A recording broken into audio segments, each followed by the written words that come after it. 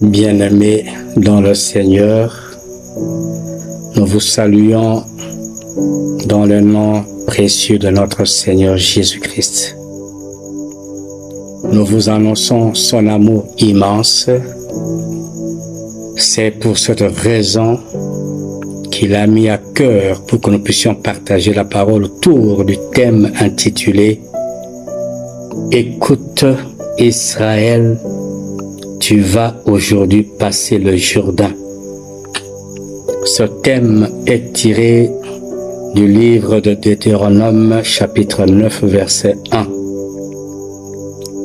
Bien-aimés dans le Seigneur, le Jourdain est un fleuve qui arrose le territoire d'Israël. Le Jourdain, sur le plan spirituel, est un obstacle à la marche des enfants de Dieu.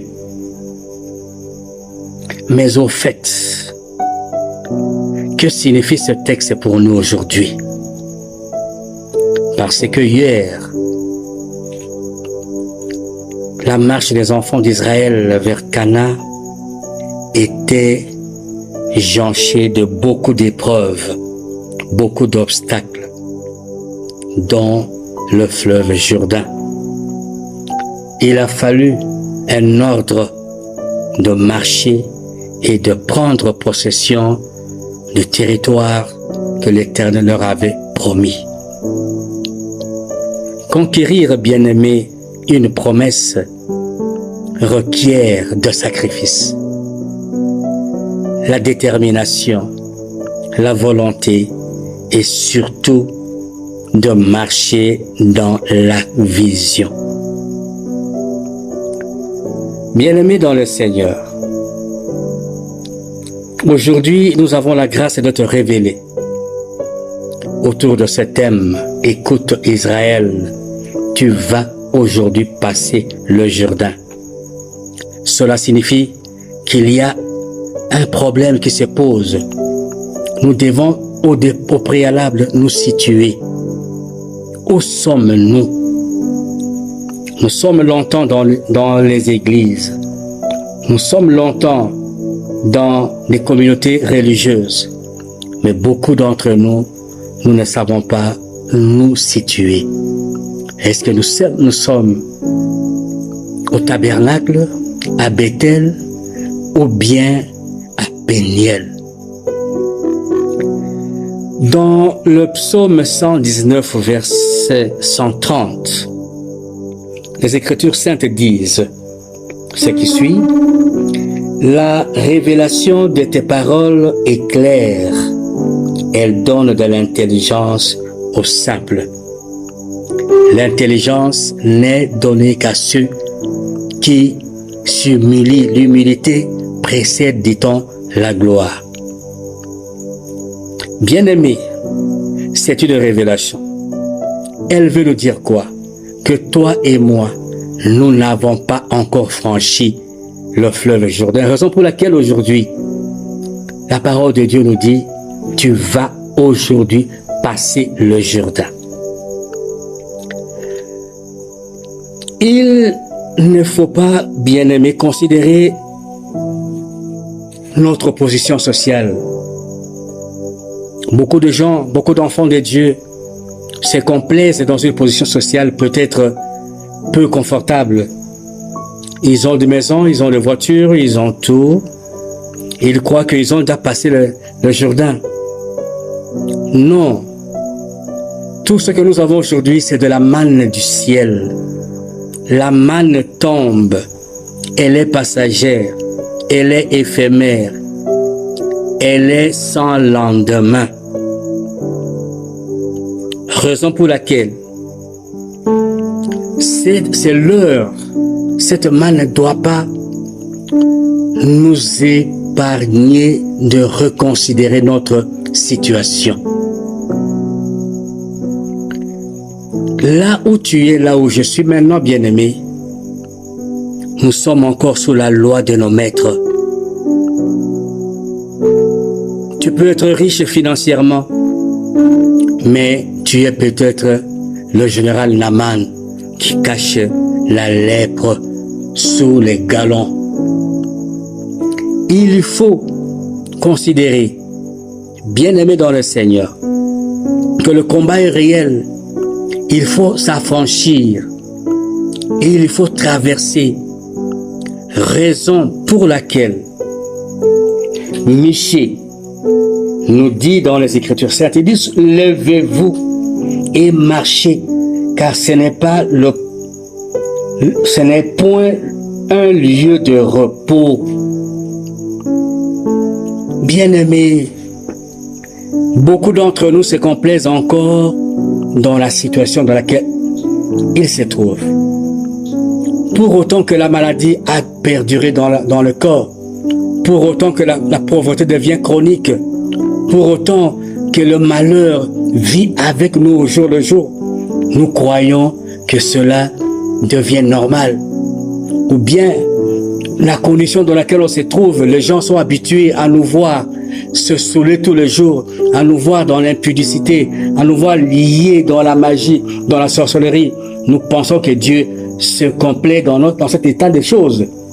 Non, bien-aimés, nous devons nous défaire. Raison pour laquelle Proverbe 6, chapitre 5 stipule ce qui suit. Dégage-toi comme la gazelle de la main du chasseur, comme l'oiseau de la main de l'oiseleur.